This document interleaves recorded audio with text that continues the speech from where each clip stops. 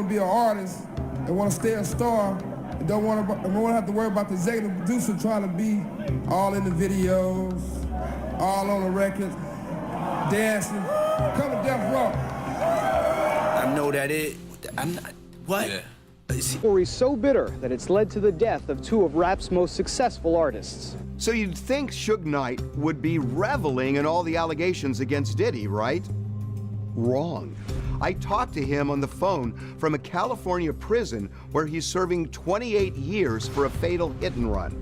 And what he told me blew me away. My first reaction, it's not the reaction I thought I would have when it came to Puffy. You know what I mean? I thought it'd be a reaction like he got what he got coming because everybody know what's been going on. My reaction was actually different because I felt like, damn, the first thing came to my mind was, you know, he had his sons, he had his daughters. My reaction was first about the kids. And the thing is, I feel it's a bad day for hip-hop. It's a bad day for the culture because it makes us all look bad. I gotta say, I am shocked at what you just said. I thought you were going to almost kind of dance over his troubles now just because of your history and the grace you're showing toward him and his family. I don't know, it's kind of remarkable given the history of you two guys. What changed with you? I'm not the type of guy to cheer for people's downfall. And if somebody get killed or something happens to them, I'm not gonna pop champagne bottles. And if I have a problem with Puffy, that's for him and I to sit down in a room and resolve it. So for the tragedy on both sides, the victim to him, that's definitely not nothing to cheer about. There are so many allegations now of, you know, sex trafficking and drugs and all sorts of things. Did this just come from out of the blue, or was there kind of a buzz that some of this might have been going on with Diddy for a while, if any of it's true? I don't think Cassie a liar because we know what type of stuff goes on. And I just say it like this. I don't think Puffy needs to be destroyed or hung or put to death or I think that Puffy, or if it's me, or anybody else, we should be able to tell our truth. By telling our truth, we can't change the past, but we can help the present and we can help the future. So if Puffy tells his story uncut, he can help everyone. Let him tell the truth. Do you think that the silence of people in the music business and in entertainment generally over what's going on with Diddy right now, with all of the allegations and lawsuits, do you think that silence is really kind of rooted more in fear, that they're afraid, oh my God, I have associations too? Because that's sort of what you just alluded to. I think they silence is guilt. Guilty, guilty, guilty. If it walk like a duck, quack like a duck, it's gonna be a duck.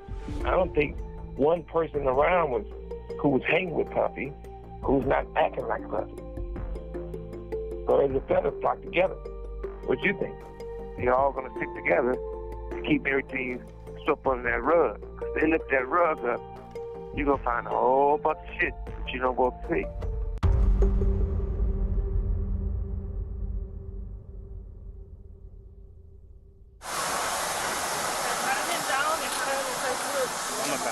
One person who could literally hold the key to Diddy's future and freedom is a young man named Brendan Paul.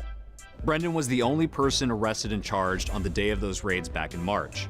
Authorities say they found cocaine and marijuana candy in his luggage at the airport where Diddy was questioned. According to Rodney Jones' lawsuit, Brendan is Diddy's drug mule, who allegedly acquires and distributes Mr. Combs' drugs and guns.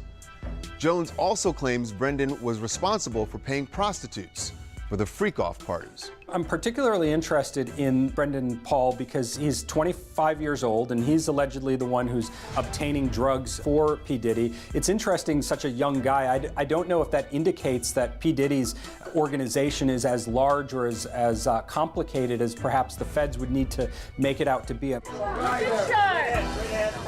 more time. Only 2 years out of college, Brendan became part of Diddy's inner circle. On social media, he's seen celebrating at Diddy's latest album release party. Brendan's one of Diddy's assistants. We used to play ball together, kick it.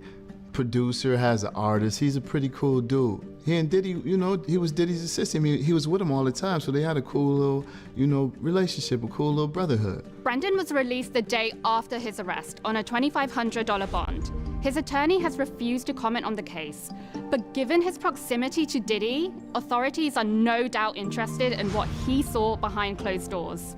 The feds are going to be looking for anybody close to P. Diddy or whoever their targets are in this investigation to essentially turn on the people that they're most focused on. So they're going to be looking to cut deals, they're going to be looking to grant immunity deals. They will be looking for those people around the center of the orbit to turn on their targets.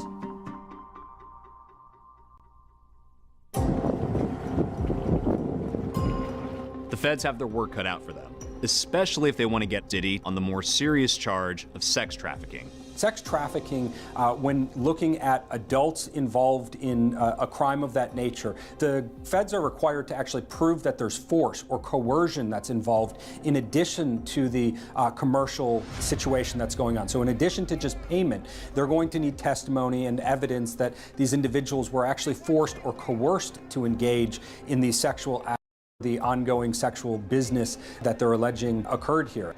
I have heard the stories regarding Diddy having prostitutes that willingly want to go with him across state lines.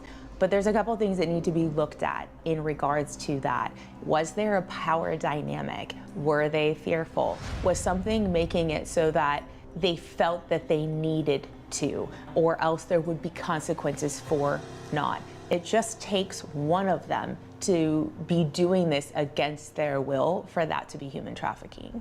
One thing that could help the feds, Cassie Ventura can still be compelled to testify against Diddy in federal court, even if she agreed not to talk as part of the settlement. Witnesses can be forced to cooperate, they can be subpoenaed and brought in, and that's something that the feds have the power to do. That goes beyond just the idea that perhaps he's settled lawsuits, for example, with Cassie. She can still be subpoenaed, she can still be brought in and essentially made to tell the truth, and if she doesn't, face her own consequences. In fact, as those raids at Diddy's home were going down, Cassie's lawyer posted on X, "We will always support law enforcement when it seeks to prosecute those that have violated the law.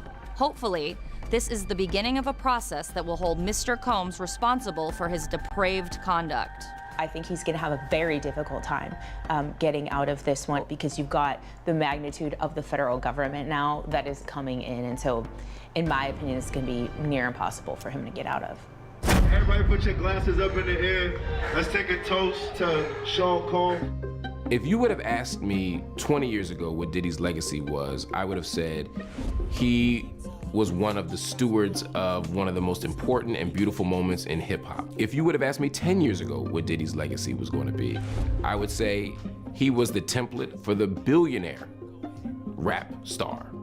Now, in the aftermath of all these allegations, all these rumors, all these innuendos, I don't know what Diddy's legacy is going to be. It's really still an open question. Everyone who interacts with him has their own version of how they would describe him. To some people, he's a saint. To some people, he is their hero. To some people, he is a monster. I think it's just all about how people interact with him and what they've experienced and witnessed being around him. What would I want people to know about Diddy? That, you know, he's like any other man. Loves his mother, loves his children, takes care of a ton of people, gives jobs to a ton of people. Even when the scenario was going on, with all this is going on, people still call him, asking him for stuff, and he's still there for people. It's like, you know, he's a good dude. Are we all perfect? Nah, none of us. Spread love. I love y'all. Love, love, love, love. Savage! I'm a savage! Without y'all, I wouldn't be on this stage. I done seen this dude shake back from some stuff, right? So I'm not gonna count him out, you know what I'm saying? And I'm not gonna make a prediction, but I'm gonna say, you know, I ain't gonna count him out. Anyone on this earth has the ability to be both good and bad, have done good things and bad things. So it's hard to just say, this is a bad guy or this is a good guy. I don't even want to be forced into that place. For all my friends that love to throw the word karma around, my response was always, yeah, good luck. Karma's a poor man's excuse. I know a lot of bad people and they're not seeing karma. They're getting better and better. They're getting more and more.